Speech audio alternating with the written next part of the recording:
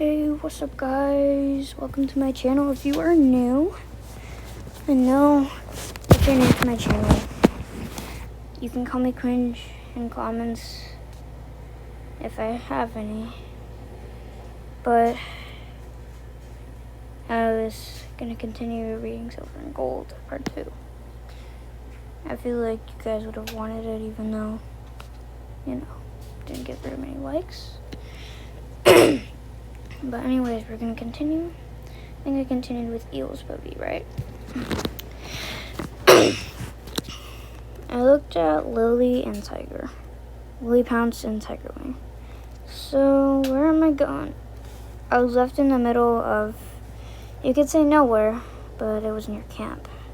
Why do they always leave me so fast? I wonder, and sit down and see my claws, ready to get down and do some hunting. I crouch, waiting for a dark, bluish, grayish shadow to appear. I saw one and swiped, but it was apparently a leaf. I swung my paw to the side, seizing my claws and the leaf drifted to the ground. I unseated them and waited again. This one took a bit longer, and I felt a fish that would come this time. My ears went back and my pupils got big as I could feel something. But it came behind me. I looked behind me and saw the golden Tom. What are you? I looked away from him as I saw flowers in his jaws. He looked away from me as well, and then spoke with a soft, deep voice again. I don't care if you don't want him. Just take him anyways. Diego's pivot. I started walking away, my pads touching the soft grass as each paw shook the ground when I walked. I was snickering to myself, thinking I was childish. I continued heading back to the clan camp, seeing a few stung helpers in the medicine den. I flung a few of the infested herbs and then ran for my life not towards other clan cats. I'm not stupid. Honestly, I didn't have anywhere to hide since I didn't really know how to swim. I leaped out of the clan, barely slipping into the water. I was nearby the camp still. I got stung on the head, which made me stumble backwards.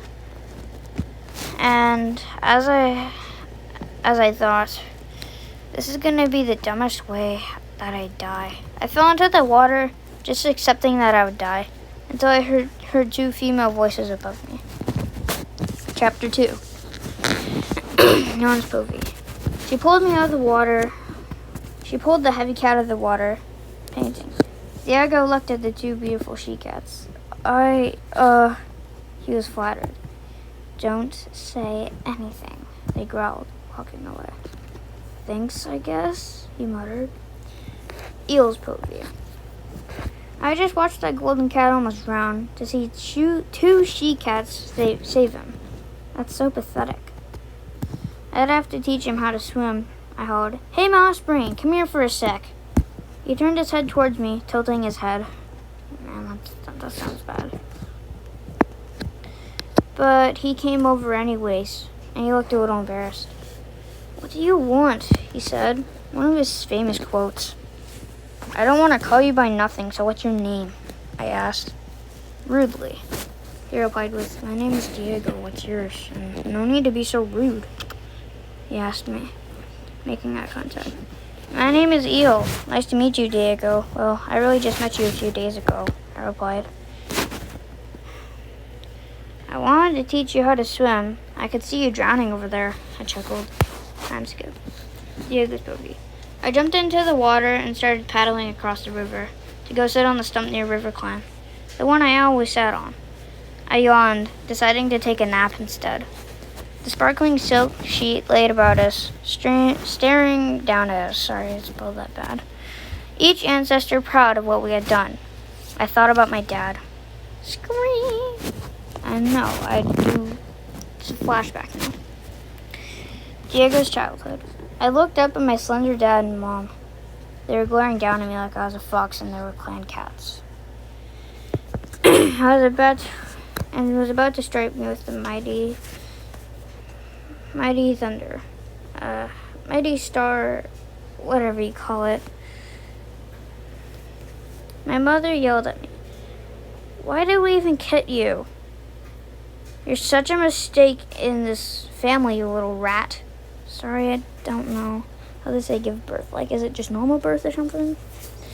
Tears rolled down my face at the remark. Started rolling down my face at the remark. My mother did not actually love me. I gave her all my food every night. I was barely starved to death. Mom, how could you say that? I gave you my food that you hunt down for me.